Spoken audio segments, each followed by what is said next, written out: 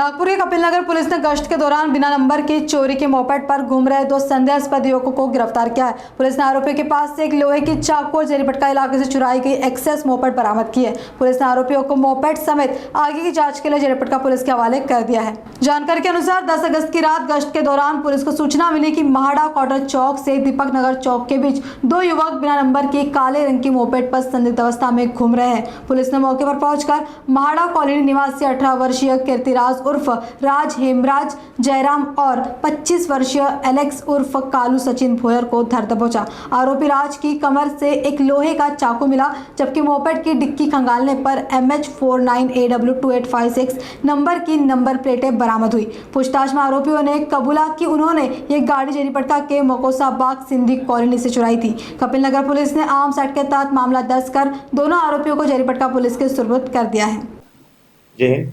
Police station Kapilnagar येथील तपास पथकचे प्रमुख श्री राऊत, PSI राऊत आणि आमचं पूर्ण तपास पथक यांना काल एक मोटरसायकल सस्पेक्टेड रित्या चालवताना दिसला, तर त्यामुळे आम्ही त्या तिघांना ताब्यात घेतलं आणि त्यांना विचारपूस केली असता त्यांनी असमाधानकारक उत्तर दिले आणि त्या गाडीची जी माहिती आम्ही व्यवस्थित घेतली असता ती गाडी पोलीस स्टेशन जरीपटकातून कालच चोरीला गेलेली आहे। त्यातले जे अपराध क्रमांक आहे ते आहे 531/2026 पोलीस स्टेशन जरीपटका आणि यामधील जी चोरीला गेलेली आहे ही पोलीस स्टेशन कपिलनगरच्या हद्दीत मिळून आली आणि याला जे चोरणारे आहेत तो आहे MPD रिलीज आहे। त्याचं नाव आहे एलेक्स उर्फ कालू सचिन भोयर।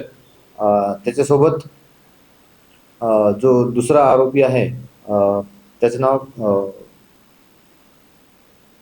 कीर्तिराज जयराम, हा पण रेकॉर्डवरचा आरोपी आहे आणि एक तिसरा अल्पवयीन बालक, असे तिघांनी मिळून ही गाडी चोरली होती आणि ती नंतर आम्ही ताब्यात घेऊन त्यांना विचारपूस केली आणि त्यानंतर आम्ही सदरची गाडी जी आहे ही पोलीस स्टेशन जरीपटका यांच्या ताब्यात दिलेली आहे आणि त्यातच आम्ही जे आरोपी आहे त्यामध्ये त्यांना आम्हाला धारदार शस्त्र मिळून आल्याने आम्ही कलम 425 भारतीय हत्यार कायद्यानुसार पण गुन्हा दाखल केलेला आहे। पुढील तपास चालू आहे।